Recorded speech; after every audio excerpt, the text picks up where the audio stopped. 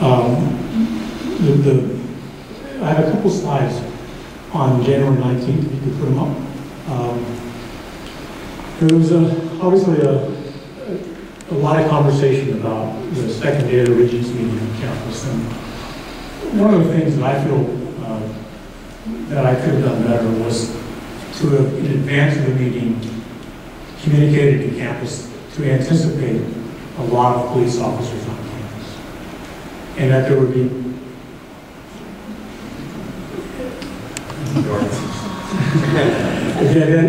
that there would be areas of the campus that are closed off. You know, I remember when I became Chancellor, I actually got introduced to the Regents. It's a nice guy. I think you can see, so you can load them down. There's only 6 slides, and then we'll turn the lights back. Thanks. When I walked in to the Regents at UCLA, I was stunned by how many police officers were there. I commented to my wife, I said, what is this all about? I thought we were being welcome, you know. And as it turns out, every Regents meeting, no matter where it is, there's a lot of police officers there, and that's based on the experience that's happening at Regents meetings in this time.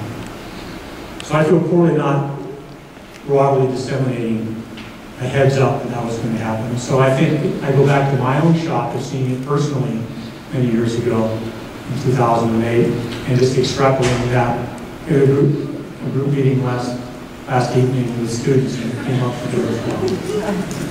That being said, there was a lot of very positive protest here. This is between the hub and Costo. Signs, a lot of energy, a lot of noise, and police at the top, because that was the place where entrance to the building, that was sort of the door to the building. If you got past there, you could get in. And so they sealed it off because the Regents closed the meeting because of the meeting had gotten disrupted inside. So this is, I would call this a good image of a peaceful, important protest, and you can read some of the signs.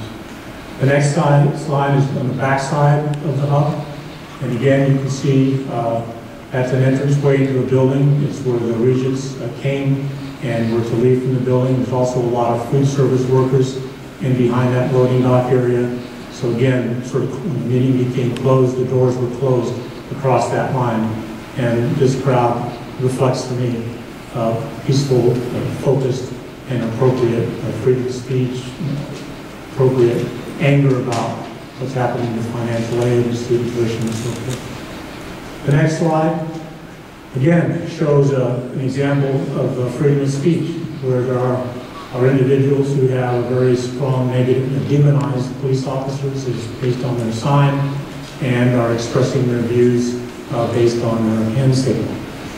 That's all protected speech, and it's perfectly acceptable. The next slide. Wait a second. If it's acceptable, why did they shoot at us and hit us with batons for sitting there peacefully? And why do you condone it? Because of this slide and the next 3. So there was all a peaceful part, but there were also points of violence. Now, this is a sign, which if you saw the other side would say something about stop tuition hikes, or there were several that were historic books about struggles in other societies, great books. I mean, they were cleverly made. But if you look at it closely, you'll see that it is wood veneer on either side and styrofoam in the middle, all taped together. So it's a sandwich board. It's not heavy, but it's very rigid. And the corners are very sharp. And in the back then are handles, which protesters will hold that board. And so to hold it and to express a message is perfectly okay. But here you see it being shoved into the chest of Vice President Scoble, who is the Vice President for Medical Affairs for the entire UC system.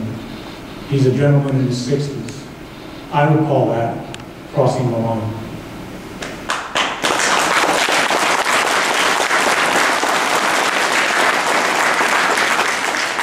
We have rules about not allowing masks across all UC campuses. Yet many people are masked, which prevented us then from having a conversation with that person about assaulting Jack Scoble. The next slide, and I'll just back up one. This is a good one. You can see go back to, I'm sorry, just go to the next map. Right there. So the other thing about these boards is if you look at that corner and imagine that being turned to push against somebody or to hit somebody, Now, that is not something that is tolerable. And places like Occupy Oakland and so forth ban these signs. If they saw these signs, they were confiscated from individuals.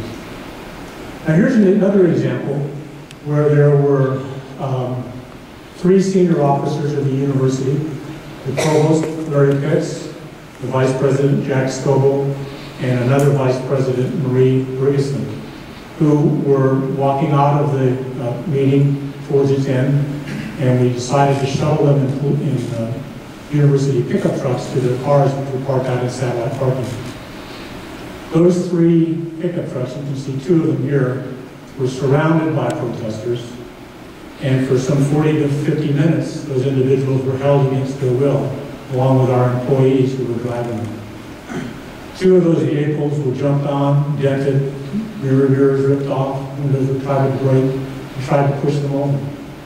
So we needed to bring out police officers to encircle the vehicles to protect the occupants who were held against the will. I believe that is violence. But you use them as bait. The next slide. Show some slides of us getting shot at while we're sitting down. You find those slides? They're everywhere on the internet. The next 2 slides show the use of these metal fences that were put up to sort of indicate where entrances and exits were, to keep crowd control under control. They were broken apart. They were all strapped together. The straps were broken. And there's a two-slide sequence here that I'd like to indicate. So here they are moving this barrier and this barrier. And you see a line of county officers coming in to report to duty. The next slide shows how those 2 barriers came together to squeeze the officers. So, again, I would view that as violence. And so, as a consequence... By walking into the crowd. If you look at the placement, back it up one, Jess.